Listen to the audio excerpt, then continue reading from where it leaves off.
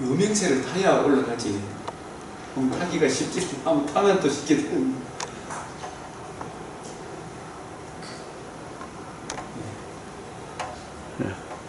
됐습니까? 예.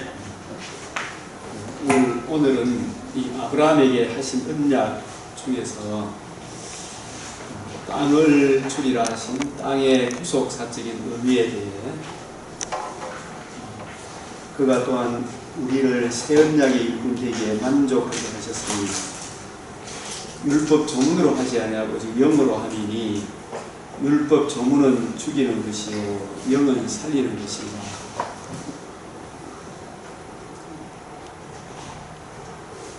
요한복음 6장 63절 말씀에 내가 너에게 이런 말은 영이요 생명이다.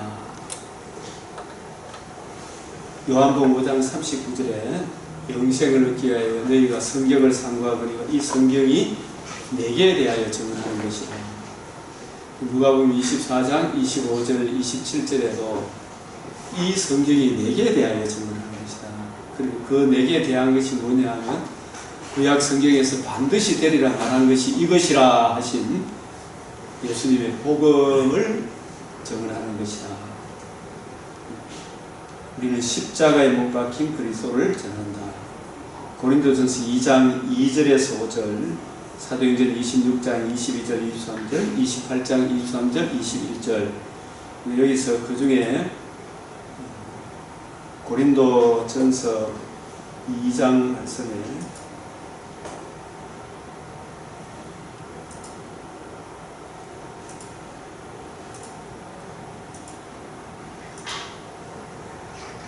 내가 너희 중에서와 예수 그리스도와 그의 십자가에 못 박히신 것 외에는 아무것도 알지 아니하기로 작정하였습니다. 내가 너희에게 나아가 하나님의 증거를 전할 때 말과 지혜의 아름다운 것을 하지 아니하고, 이 말은 하나님의 증거를 증거할 때 예수님이 반드시 되리라 말하는 것, 예수님이 하시는 그 방식대로 바울도 했다, 그런 뜻입니다. 말과 지혜의 아름다운 것으로 하지 아니하였노니 예수 그리스도와 그의 십자가에 못 박힌 것, 이게 요한복음 5장 39절에 반드시 되리라 말하는 것, 누가복음 24장에 하나님의 아들의 성육신과 대속중과 부활로 이루신 복음에 나타난 하나님의 의, 그 의로 의가 적용되어짐으로 이루어지는 하나님 나라 외에는 아무것도 알지 않으기로 작정했다. 내가 너희 가운데 거할 때 약하고 두려워하며 심히 떨어노라. 이 고린도에 우상이 만연하고 전부 다 말 잘하는 사람들이 다 모인 그 지역에 제가 어제 신학교 교수님 두 분하고 1시부터 오후 6시까지 이야기를 하면서 요즘 신학교에는 서울의 큰 신학교에 좋은 신학교인데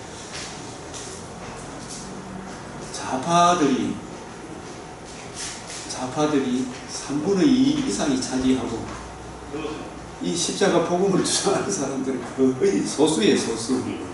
그래서 그런 사람들하고 종교 다원주의는 나쁘다, 동성애를 이야기하기 시작하면 나쁘다 이런 이야기하면 아주 지성이 없는 사람처럼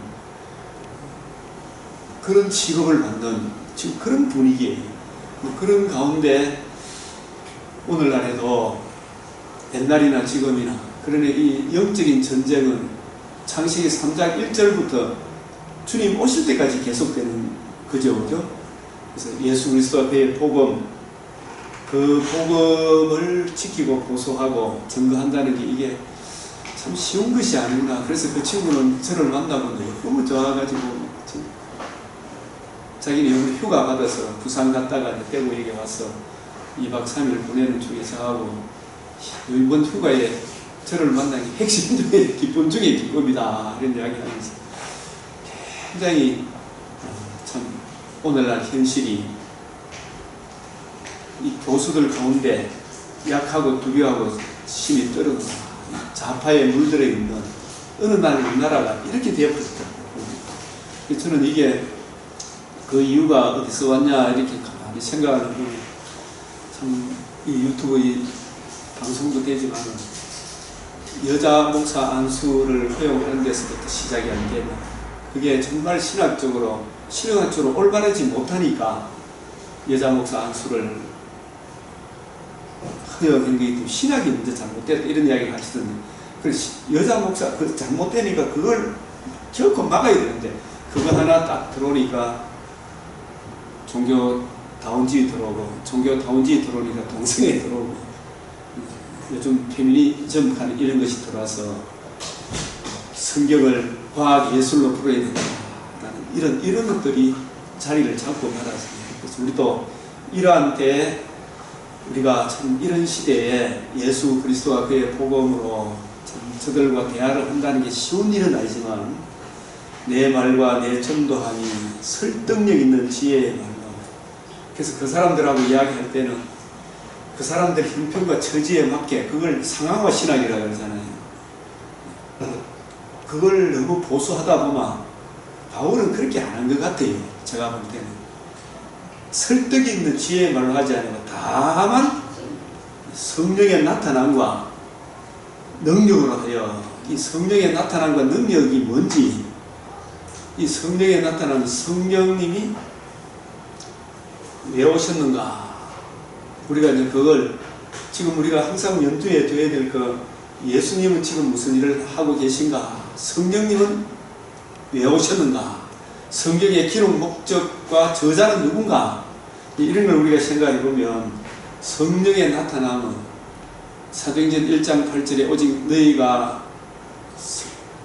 오직 성령이 너희에게 임하시면 너희가 권능을 받고, 그 권능이, 성령이 오신 첫째 목적은 성경을 이해하고 깨달아서 성경에 나타난 반드시 되리라 말하는 건 이것, 복음과 복음으로 이루어진 하나님 나라를 증거하기 위하여 성령이 오셨잖아요. 그죠?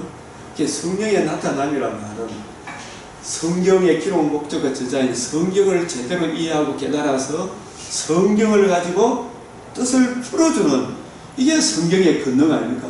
성경의 권능, 성령의 권능. 우리 지난주에 참 수문 목사님 오셔가지고 특강을 해주셨는데, 제가 그분하고도 같이 일에 마치고 이야기를 쭉 하면서 유기적으로 우리가 그 성경이 유기적으로 영감되었다, 유기적으로 해석해야 된다, 이 말이 66권이 통일성 있게 해석해야 된다. 그 이야기를 제가 하면서 목사님 그 뜻이 바로 성령의 권능이라는 것은 성경을 제대로 이해하고 깨달아 바울과 같이 거침없이 담대하게 성경을 유기적으로 통일성 있게 일관적 있게 풀어줄 수 있는 그 실력이 유기적으로 성령의 권능, 너희가 권능을 갖고 이 성경을 가지고 이런 말씀들이 무슨 뜻을 의미하는지 이걸 풀어줄 실력이 없으면 어떻게 선교사가 되겠냐 이 말이지. 그래서 바울도 이 성령의 나타남이라는 말은 우리가 사도행전 1차 선교 여행을 갈 때에도 성령이 불러시키는 일, 그 성령이 불러시키는 일은 성경을 가지고 뜻을 풀어 예수님이 다 이루신 복음 전하는 일 아닙니까? 그죠? 그 권능을 받기까지 바울은 13년 세월이 걸렸다고 봐야 안 되겠습니까? 그게 성령의 나타남과 능력을 하여, 그게 성경을 가지고 뜻을 풀어주니까 성경의 복음이잖아. 복음에 나타난 하나님의 의, 복음에는 하나님의 의가 나타나서 모든 믿는 자에게 구원을 주시는 하나님의 능력이 됩니다.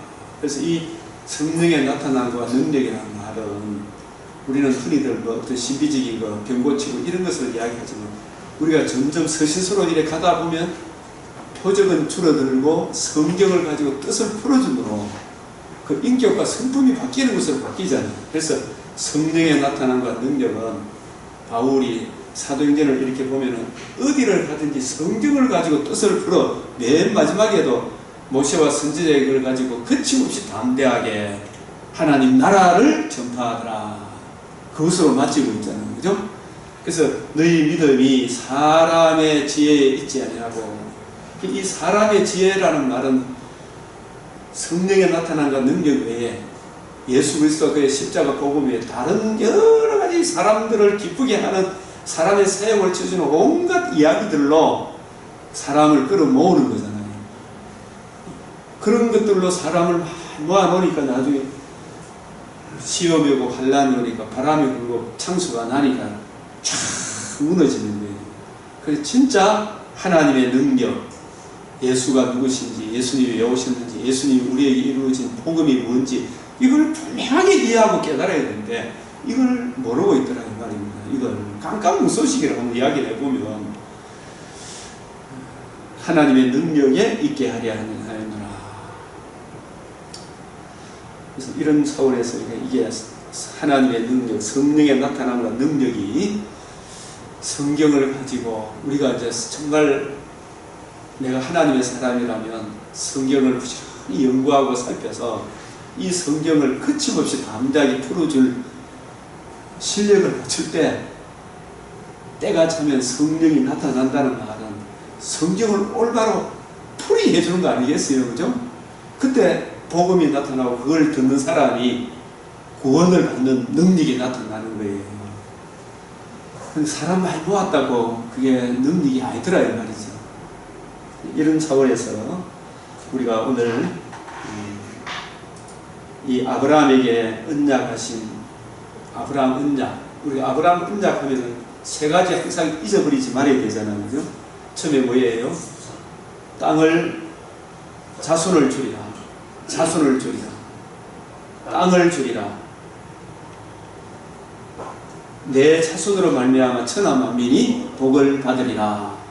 이 세 가지는 아브라함 창세기를 배우면 아브라함 언약하면 이 세 가지는 알고 있어야 될까요? 핵심이 자손을 주리라, 땅을 주리라, 자손으로 말미암아 천하 만민이 복을 받으리라. 이러한 신령한 의미, 이 구속사적인 의미, 그래서 율법 조문으로 하지 아니하고 문자로 보지 말고 문자 아니다 이 신령한 의미, 이 부분도 우리가 그가 또한 우리를 새 언약의 일꾼 되기에 만족하게 하셨으니 이걸 해석을 어떻게 해야 되겠어요? 이 부분은 율법 조문으로 하지 아니하고 영으로 함이니 율법 조문은 죽이는 것이요 영은 살리는 것이다. 이 부분에 대한 해석도 우리가 제대로 좀 확실히 이해를 하고 있어야 안 되겠습니까? 그죠?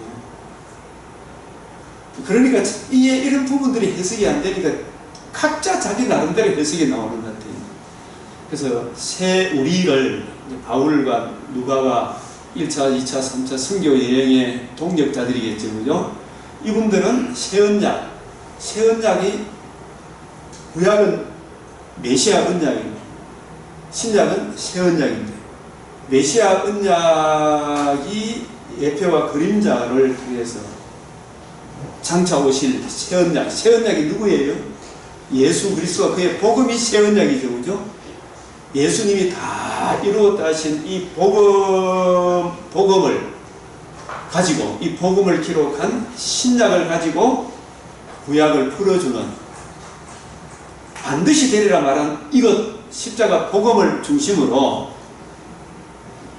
구약을 풀어주는 그 구약 속에서도 복음을 만나고 그 복음을 통해서 또 신약을 확정하는 66권의 통일성 있는 하나님의 말씀을 가지고 서로 부딪히지 않도록 성경을 풀어서 하나님 나라를 정언하는 그런 일꾼 되기에 하나님이 참으로 기뻐하셨으니 자기들은 이 율법 조문으로 하지 아니하고 오직 영으로 함이니 율법 조문은 영으로 한다는 말 아까 성령의 나타남과 능력을 한다. 그래서 문자로 하게 되면 죽이는 것이요. 영은 성령님은 성경의 저자와 기록 목적은 성경은 66권은 약 몇 년간에 거쳐서 1600년간에 거쳐서 40여 명의 저자가 기록했지만 저자는 한 분 성령님이시고 하나님이 기록하신 것이다. 그래서 기록 목적답게 성령의 감동함을 받아 성경 속에 나타난 하나님의 나라, 예수 그리스도와 그의 복음으로 이루어지는 하나님 나라를 정언해 줘야 될 거 아닙니까? 그죠? 그 나라가 어떻게 이루어지는지 이걸 전해 줘야 돼요. 그래서 요한복음 6장 63절 우리가 좀도 좀 경을 의미해서 임문식 목사님 이런 부분도 어떻게 해석을 해야 돼요? 살리는 것은 영이니 육은 무익하니라. 내가 너희에게 이런 말은 영이요 생명이다. 이런 한 구절에 대해서 우리가 아는 것 같아도 또 깊이 한번 생각해 볼 말씀이잖아요. 그죠? 살리는 것은 영이. 이것은 성령의 기록 목적이 요한복음 5장 39절이잖아요. 그래서 성경은 성령으로 기록되었잖아요. 그죠? 이 성경을 이해하고 깨달으려고 하면 성령이 오셔야 돼요. 이걸 또 성령님은 그냥 막 아무것도 안 하고 가만히 있는데도 하는 게 부지런히 연구하게 하시잖아요. 하나님은 인격적인 하나님이기 때문에 마무리 얘기를 받지 않는 하나님이기 때문에 이걸 반드시 이마에 땀 흘리게 합니까 안 합니까? 이마에 땀 흘리게 하죠. 그냥 무조건 깨달아지는 거 아니잖아. 그죠? 내가 기도하니까 막 이게 아니고 부지런히 연구하고 하나님이 살피게 하셔서 성경 66권이 통일성 있고 일관성 있게 이해되어지고 깨달아지게 하셔서 성령님이 그 성경 속에서 인간의 죄와 허물을 지적하고 그 문제에 대한 해답인 우리 주님이 이루신 복음을 깨닫게 하잖아요. 그죠? 복음을 이해하고 깨달아야 죄와 허물로 죽은 영혼을 살릴 거 아닙니까? 그죠? 그래서 그런 차원에서 살리는 것은 영이니 이 육은 아까 고린도서 2장에 인간의 말과 지혜의 아름다운 것은 아무런 도움이 안 된다. 아무런 도움이 안 된다. 자유주의 신학자들이 얼마나 많이 일어났습니다. 그래서 내가 너희에게 이런 말은 이 말도 예수님이 풀어주는 것도 이것도 성령으로 하시는 말씀이지만 이 66권 전체가 다 주님이 우리에게 주신 말씀 맞죠? 내가 너희에게 이런 말은 영이다. 성령으로 기록했다. 이 말씀은 세상 책들하고 다르다. 이 안에 생명이 있다. 생명이니라. 이런 뜻이잖아요. 그죠? 이런 차원에서 우리가 아브라함에게 언약하신 이 언약에 대해 우리가 좀 제대로 좀 이해를 좀 했으면 좋겠다 생각이 드는 거예요. 하나님께서 아브라함에게 언약하신 핵심 내용 3가지. 첫째, 자손을 줄이라. 이 자손이 누구를 이야기합니까? 하나님의 아들 그리스도인데 예수님을 갈라디아서 3장 14절에 16절에 이 약속의 자녀다. 이 자손은 인간 혈통으로 오실 자손이 아니다라는 이걸 알아야 될 거 아닙니까? 그렇죠? 그래서 오직 아브라함의 자손들이 많이 있지만 오직 하나를 가리켜 내 자손이라. 갈라디아서 3장 16절에 저는 이 처음에 자손을 줄이라 이런 말씀도 굉장히 신비롭게 이렇게 보이더라고요. 이 약속들은 아브라함과 그 자손에게 말씀하신 것인데 여럿을 가리켜 그 자손들이라 하지 아니하고 오직 한 사람을 가리켜 내 자손이라 하셨으니, 그래서 이 한 사람이 아브라함의 혈통을 따라오신 분입니까? 약속을 따라오신 분입니까? 네? 약속을 따라왔다는 말은 인간 혈통이 아니다. 성령을 따라왔다는 이 말씀입니다. 그게 아브라함의 자손, 다윗의 자손으로. 그래서 구약 성경에서 오실 분이 약속의 자손이라 이 말은 인간 혈통이 아니다라는 이걸 강조하기 위하여 하나님께서 얼마나 많이 애썼는지 성경에 곳곳에 보이더라고요. 성령으로 오신 그분. 한 사람을 가리켜 내 자손이라 하셨으니 곧 그리스도라. 4장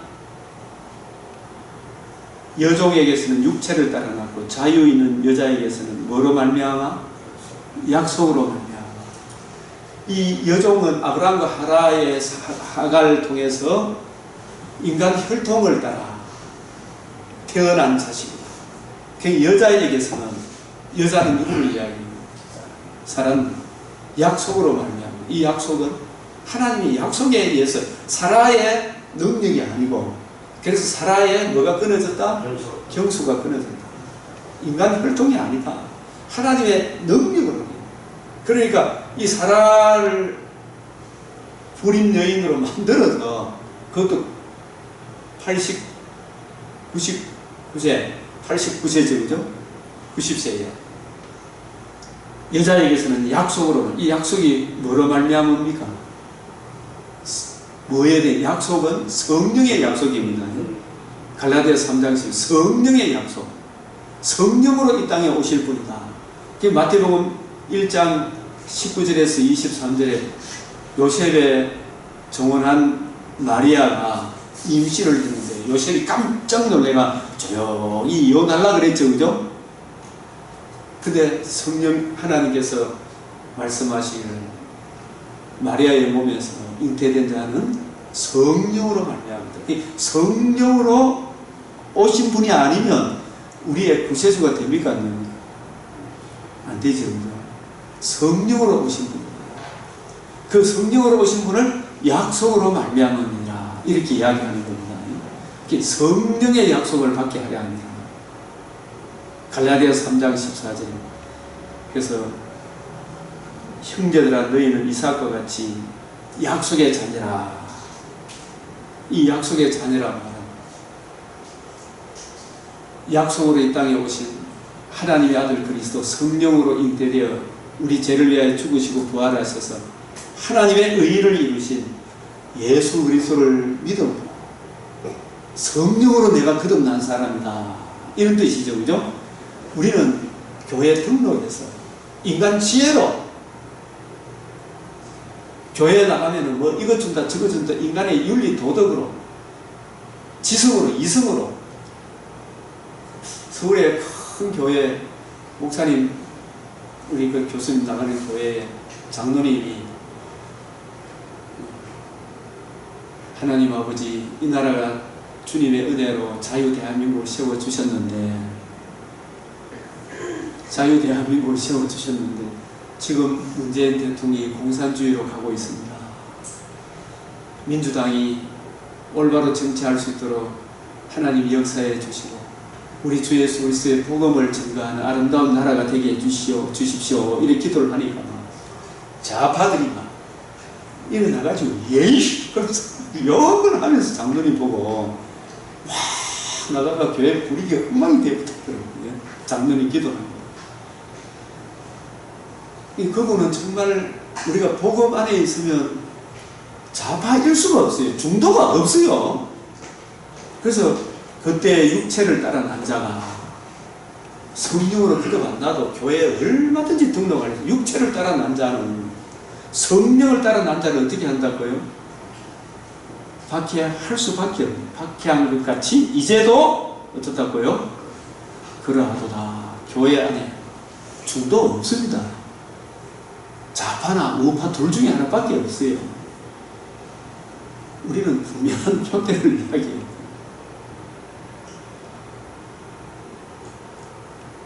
그래서 자손을 주리라 한 이 말씀은 성령으로 이 땅에 오실 분이다. 그분이 우리 죄를 성령으로 성령으로 오시지 않으면 성령으로 오신 것이 왜 그렇게 중요해요? 대속 죽음이 인정됩니까? 안 됩니까? 성령으로 오지 않으면. 그걸 이게 억수로 강조해야 돼요. 지금 이걸 신학교 교수들이 다 발로 밟고 있어요. 성령으로 오신 이걸 인정하지 않는 사람이 본 해프입니다. 정광훈 목사 뒤에 붙여놓은 성인된 예수, 성인된 세계. 초창기에 예수님 오실 당시에는 미개한 사회다. 아직 못 배운 세계이기 때문에 예수님이 성령으로 오셨다는 이걸 믿지만은 지금은 과학이 있는데 보네프 시대에 뭐 과학이 발달했다고 머리가 큰 이제 지식이 발달한 여기에서는 성령으로 오신 분이 아니고 우리의 모범적인 예수다. 죄 없는 분으로 인정 안 해요. 성령으로 하나님이시면서 사람인 것을 인정 안 하는 사람이 누구라고요? 보네프라는 사람이에요. 누구의 영향을 받았다? 바르터, 그 당시에 폴 틸리, 전부 다 신신학, 자유주의 신학의 영향을 받은 사람들입니다. 그래서 예수님의 신성과 죄 없는 인성, 성령으로 오신 분이다. 마리아의 몸에서 성령으로 잉태된 이걸 인정을 안 하면 우리의 제 문제를 위한 대속 죽음이 인정이 안 돼요. 대속 죽음을 인정 안 하면 부활도, 신성을 인정하면 부활도 인정을 안 하는 거예요. 그러니까 톨스토이 같은 사람도 그 영향을 받아가 부활이라는 그 영화가 육체적인 부활이 아닙니다. 그 이야기가. 그래서 나중에 그 사람도 자유주의 신학으로 흘러가니까 그 안에 성령이 없으니까 행렬병자로 죽었는데 나중에 보면 그 사람이 톨스토이였더라.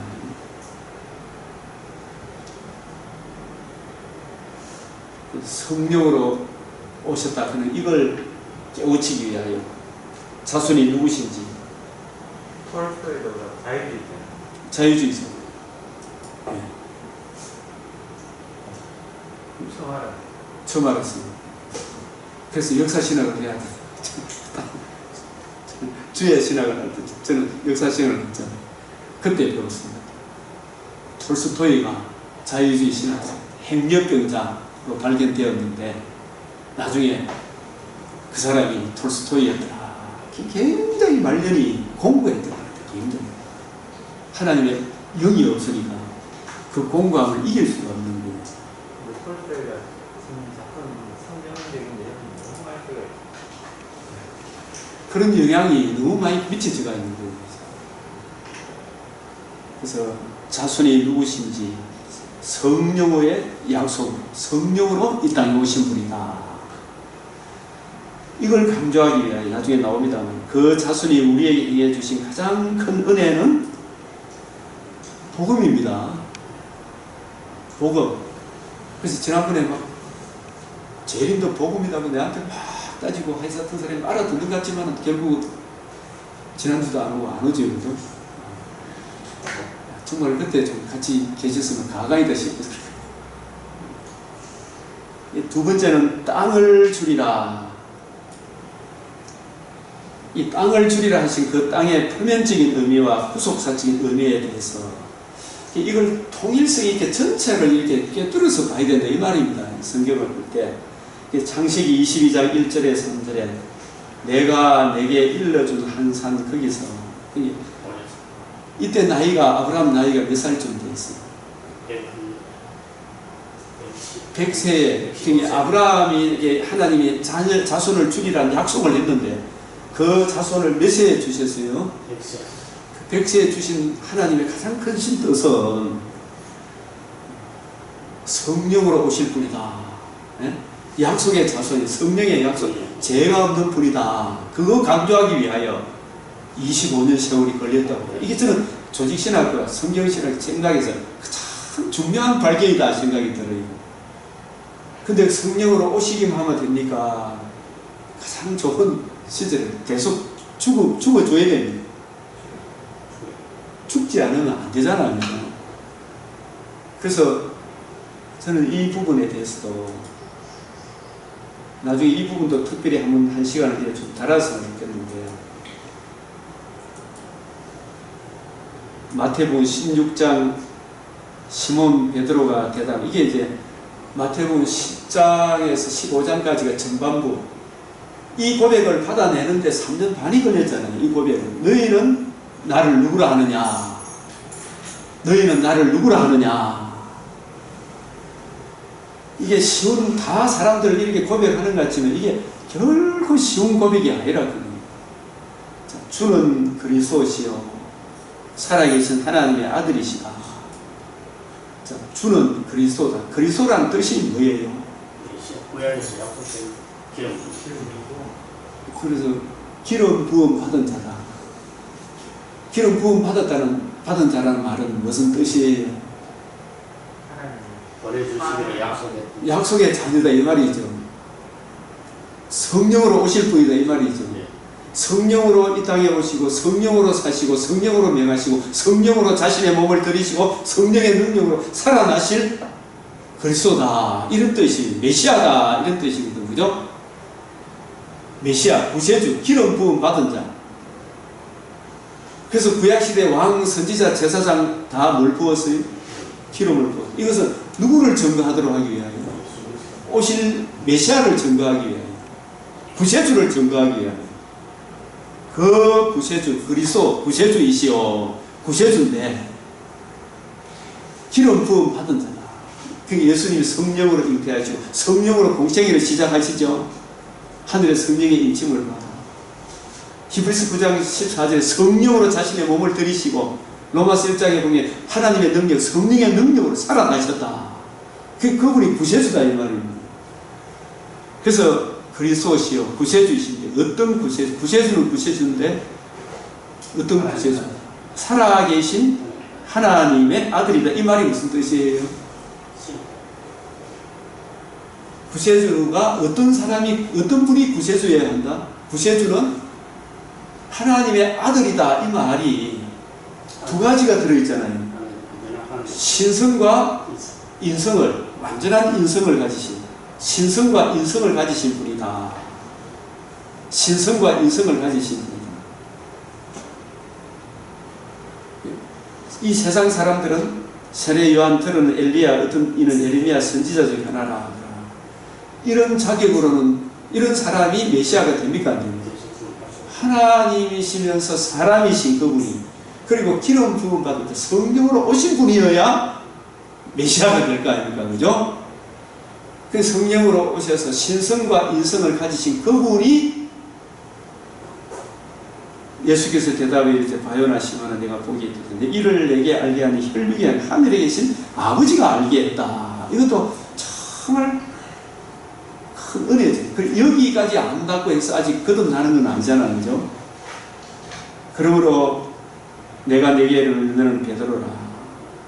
베드로라. 내가 이 반석 위에 베드로가 반석입니까? 누가 반석입니까? 예수. 어떤 반석? 그리스도이시면서 신성과 인성을 지니신 예수. 예수가 그리스도인데 어떤 그리스도? 우리의 그리스도가 되기 위해서는 반드시 신성과 인성을 지니신 분이어야 한다. 그래야 하나님 마음도 알고 죄인의 형편도 아는, 그죠? 이사야 59장 16절에 하나님과 우리 사이에 중보자가 없잖아요. 중보자의 자격은 신성과 인성을 지니신 분이어야 한다. 이게 조직신학에서 아주 중요한 이야기죠. 신성, 인성. 이 반석이 신성과 인성을 지니신 예수 위에 예수가 그리스도다. 그리스도는 그리스도인데 이 반석 위에 내 교회를 신성과 인성을 지니신 그분이 반석이신데 반석 그 자체로 우리의 구세주가 됩니까? 안 됩니까? 네? 될까요? 안 되죠. 교회가 세워지려고 그러면 반석이신 그분이 그래서 음부의 권세가 이기지 못하려고 하면 음부의 권세, 이건 누구를 이야기합니까? 음부의 권세. 사탄을 이야기하지. 사탄이 뭘 잡고 있어요? 사망 권세. 죄의 권세를 갖고 있잖아요. 죄의 권세를. 그래서 죄를 짓도록 했잖아요. 죄를 지어서 진자는 이긴 자의 종이기 때문에 우리가 불신자는 다 죄 아래 마귀에 속해 있잖아요. 그죠? 마귀의 권세가 이기지 못해. 마귀가 쥐고 있는 죄의 권세가 이기지 못하려고 하면 반석이신 그분이 반드시 우리를 위하여 뭘 해주셔야 돼요? 출애굽기 17장 6절 반석이 베드로입니까? 예수님입니까? 예?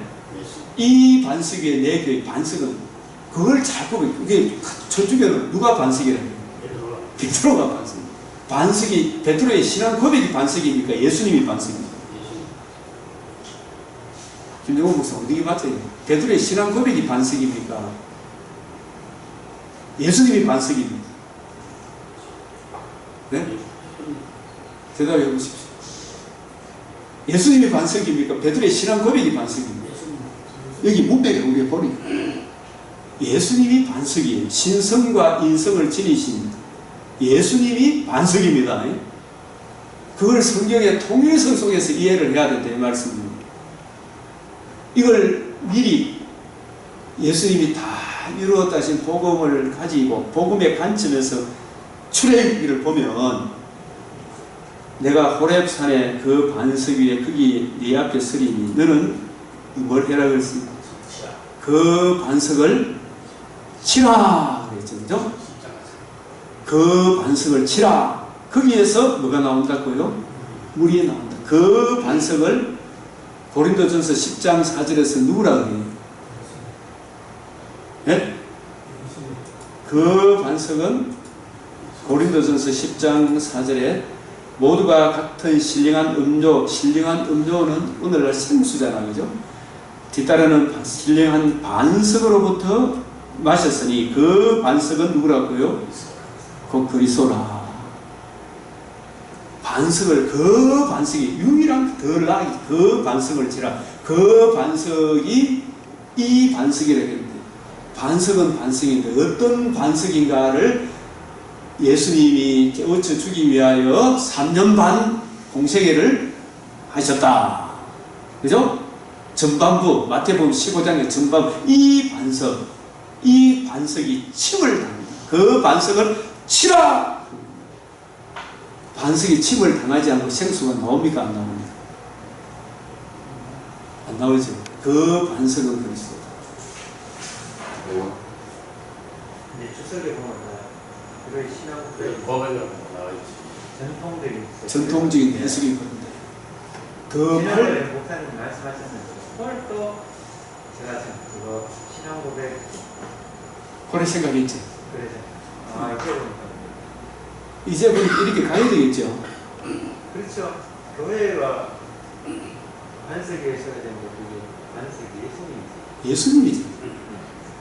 예수님이 그 반석이라는 거예요. 그래서 이 성경을 지난번에 성경하고 유기적으로 통일성 있게 해석해야 그게 유기적으로 연관되었단 말이에요. 성경을 유기적으로 해석해야 된단 말이죠. 그죠? 출애굽기만으로 반석이 해석이 됩니까? 안 됩니까? 이 성경이 내게 대하여 정언한다. 이 여기에 맞춰서 해석해야 된다는 거예요. 저도 이제 이 성경이 이렇게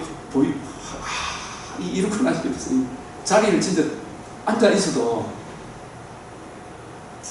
하나도 안 아파. 그 반석을 치라. 그 반석을 치라. 이게 요즘에 이렇게 성경 보고 이런 사람을 또 느껴지거든요. 바리새라 빌립보에 많은 신전이 있는데 그 많은 신전 앞에서 예수님이 말씀하셨다.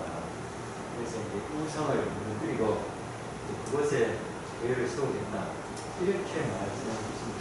예, 그렇게 해석하는 게 전부, 그게 전부 다 그게 성경을 유기적으로 못 봐서 그래요. 통일성 있게 못 봐서 그렇다는. 개혁주의에 통일성 해놔놓고 안 맞아. 그게 그 반석을 치라. 이게 제가 오늘 이제 이 진도도 나에게 프린트를 있지만 이걸 내가 기록해놓은 게 있어요. 돌 이게 해서. 그래서 이 부분을 조금 더 이렇게 보면 반석이 예수님이라는 것은 신약의 관점으로 해석해야 된다고 했잖아요. 그죠? 이게 통일성이 있잖아요. 그러면은 이런 말씀도 있잖아요. 요한복음 2장 19절에 너희가 이 성전이 누구예요? 그 반석이죠. 같은 통일성이 같은 말씀이 아니에요. 성전을 헐라. 그 반석을 치라. 내가 사흘 동안에 일으키리라. 이 말이 뭐예요? 죽은 자 가운데서 살아나신 후에야 제 아들이 이 말씀하신 것을 기억하고 성경과 예수께서 하신 말씀을 믿었더라. 죽으시고 부활하셔야 뭐가 이루어진다? 하나님의 의가 이루어진다. 이 성전을 헐라 하는 말씀하고 반석을 치라 하는 말씀하고 같은 말씀이다. 이런 뜻입니다. 예? 우리는 이 성전 저장해적 베살렘 그 성전 하는 게 아닌데 그분이 자기 육체를 가르치는 자기 육체를 가리켜 말씀하시죠. 예수님 십자가 먹은 그 말이에요. 예. 그게 반석이 침을 당하는 거예요.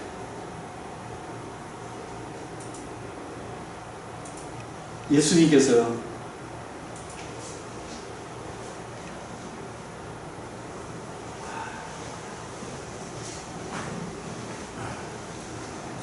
이때로부터 예수께서 자기가 예수 그리스도께서 이게 예수 그리스도께서 자기가 예루살렘에 올라가 장로들과 대제사장 서기관 많은 고난을 받고 죽임을 당하고, 이 말이 그 반석을 치라 그런 말은 맞지요? 예? 제3일에 살아나야 할 것이 이게 이 성전을 흘러 내가 사흘 만에 일으키리라. 이 일으킨 이것이 복음이라니까요. 복음. 예? 이게 복음이라. 이게 이루어져야 우리 안에 생수가, 이 의를 듣고 믿음으로 하나님도 의롭고 우리도 치의를 얻어 하나님과 관계와 교제가 이루어지는 하나님의 의가 이루어진다니까요.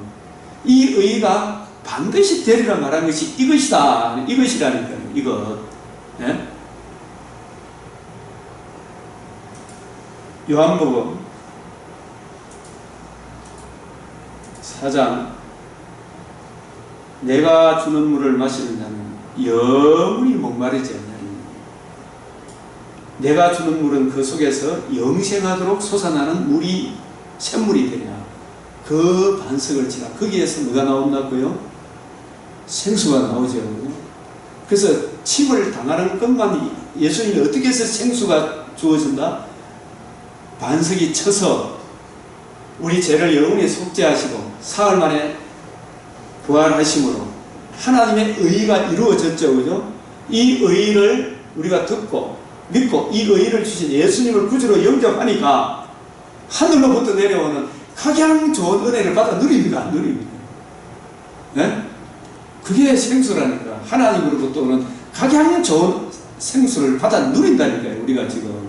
네? 불신자들 보십시오. 얼마나 형편없이 삽니까? 온갖 그 좋은 거 다 줘도 얼마나 개떡같이 살고 있죠. 지금 문재인 일당들을 보면 안 그래요. 지금 이재명이 한번 보십시오. 얼마나 참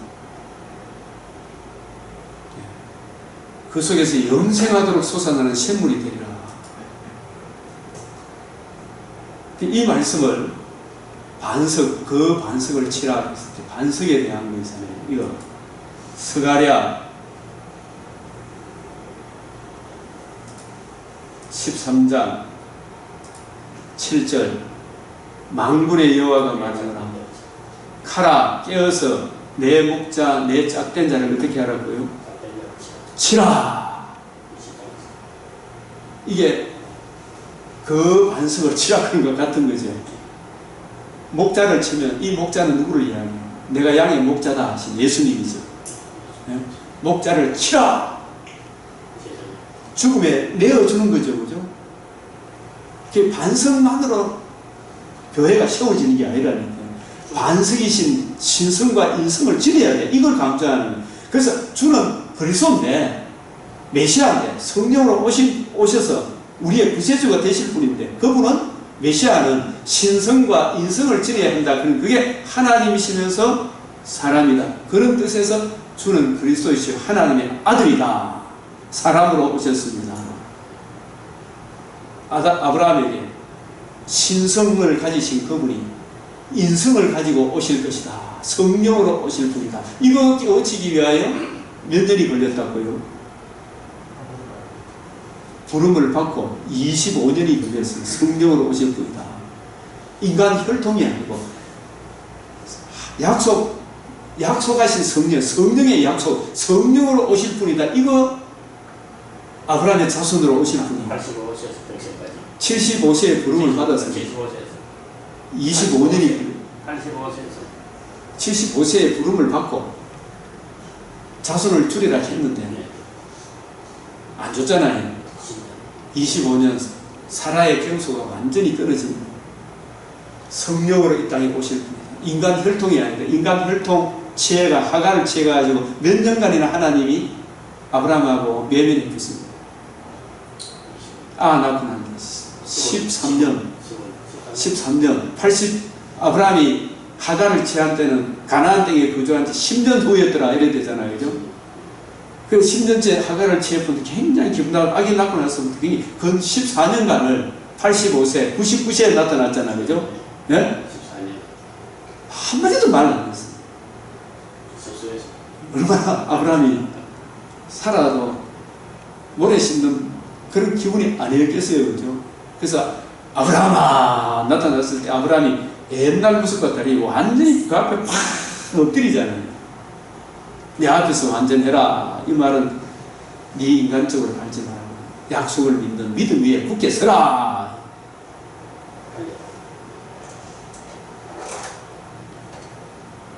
이에 성령으로 오실 분임을 계시하기 위하여 아브라함에게 25년 세월이 걸렸다. 이렇게 보면 돼. 이게 제일 신학의 중요한 원리구나. 그리고 반석이신 그분이 우리를 위하여 내 준바가 되어야 된다 해서 아브라함이 부름을 받은 이후에 40년 세월이 흐른 후에 약 독자 이삭을 바쳐진 나이가 115세로 보잖아. 그죠? 그러면 그때 40년 세월이 흘렀을 거 아닙니까? 바쳐라! 이게 내어 주게 되니까 그 반석이 침을 당하는 거잖아. 내리 치야 되잖아. 그죠? 예? 그래서 도로 받을 것을 아브라함이 알았죠. 이 자손이 죽으면 약속의 자손이 온다 안 온다? 못 오기 때문에 하나님이 거짓말하는 게 도로 받을 줄 믿었다. 히브리서에. 그러니까 아브라함이 하나님의 의의를 다 알았으면 몰랐어요. 독자 이삭을 바치고 난 뒤에 답을 받은 후에 나의 때 볼 것을 보고 다 이해했겠어요? 못했겠어요? 이해 다 했죠. 그때 이후에 아브라함의 특별한 계시를 줍니까 안 줍니까? 안 줍니다. 나중에 이 브리티에 자세하게 또 나와 있으니까 나가면서 설명을 하겠는데, 그래서 내 카라, 내 목자, 내 짝된 자를 치기 때문에 나중에 이 뒤에 구절 이것도 내 스가랴서 전에 맥체에 이거 다 설명을 해놨는데 스가랴 14 그날에 그날은 언제예요? 죽으시고 부활하셔서 뭘 이루실 날? 하나님의 의. 그 우리가 이제 항상 연결해서 생각해. 반드시 되리란 말한 것이 이것이란 복음이 완성이 되는 그날에, 그죠? 죄와 더러움을 씻는 셈이 다윗 족속과 예루살렘 주민을 위하여 열리리라. 다윗 족속 예루살렘 주민은, 저는 이걸 문자적으로 보면은 저 사람들이지만 창세전에 예정된 택하신 백성이다. 이래 봐야 되죠? 네? 자, 이 일이 예수님에 대하여 스가랴 돌로 많이 이렇게 비유를 합니다. 스가랴 4장 7절에 큰 산아 네가 무엇이냐, 네가 스룹바벨 앞에서 평지가 되리라. 이 스룹바벨도 문자로 보면 그 당시에 바빌론 포로에서 돌아온 사람들의 지도자입니다. 왕의 지위를 가지고 있었던 사람이 그 사람들이 있거든. 그러나 국가적인 왕도 아니잖아요. 여호야김 성경책 찢은 이후에 하나님이 국가적인 왕은 안 좋습니다. 이 스룹바벨은 다윗의 왕손인데 스룹바벨 앞에서 누구에 대한 예표의 인물이다? 예수님. 큰 산은 뭐예요?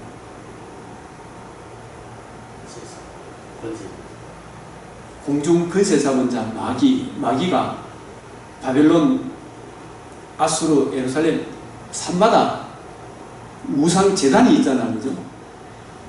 그게 네가 무엇이냐?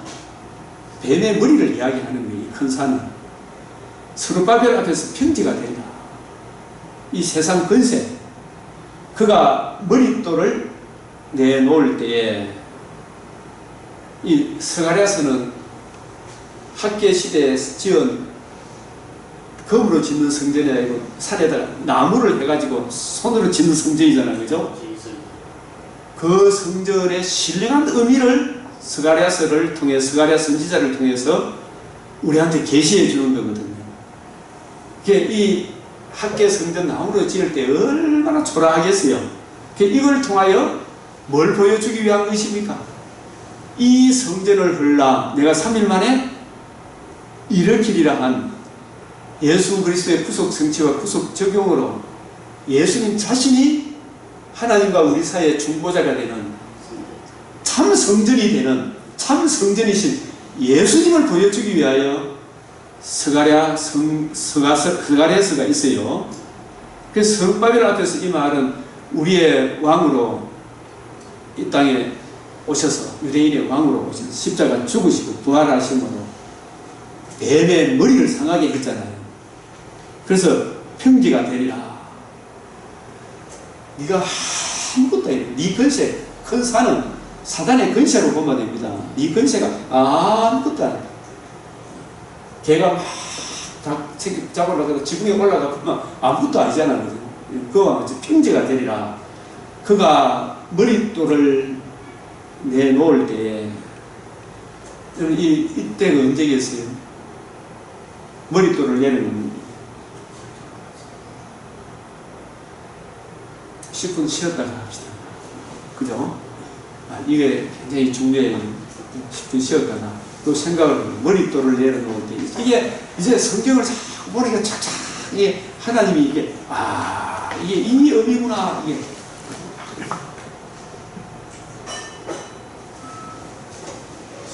5분 쉬었다.